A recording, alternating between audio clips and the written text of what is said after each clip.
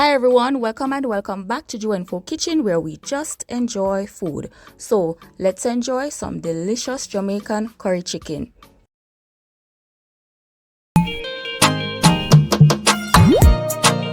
Alright, so first things first, we're going to clean and prep our chicken. Now this is a whole chicken that I have already washed, prepped off camera. I have an entire video that's already dedicated to showing you how to do this, which I will link, so you can view that if you wish.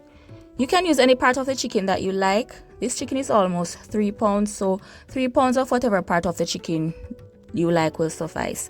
I'm seasoning this with some all-purpose seasoning, salt, black pepper, and of course curry powder. And I'm also going to use a generous amount of my green seasoning. I'm going to add some fresh ginger as well, which I think works so well with curry, and some pimento, aka allspice. For those who don't know, the green seasoning is a blend of homemade blend of fresh herbs and spices, and I do have a few recipes here on the channel which you can check out. I recommend marinating your chicken for at least an hour, but I'm going to allow mine to marinate overnight.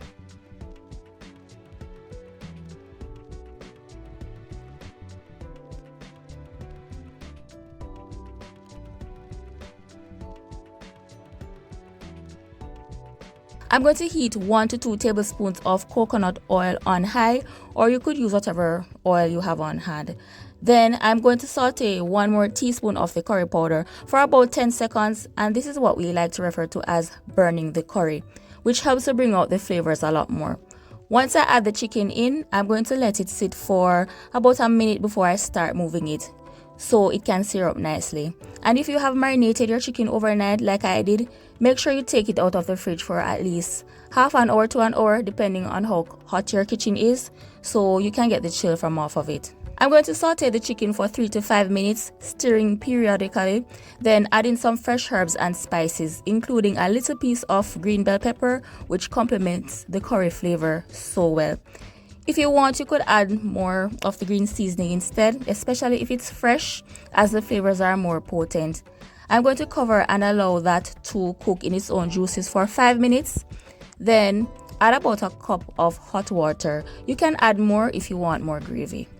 I'm also going to add in the vegetables as well, so basically all the remaining ingredients, because this is not going to take long to cook. The chicken is very tender and it's cut into small pieces, so we're going to cover and let it cook down for another 20 to 25 minutes. And after that, we have the most delicious, tender, flavorful curry chicken. And what better way to enjoy this than with some nice fluffy basmati rice.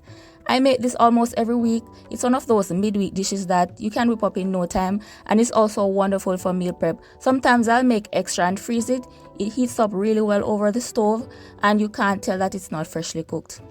The recipe will be in the description. Thanks so much for watching, and as always, live life to the fullest and just enjoy food.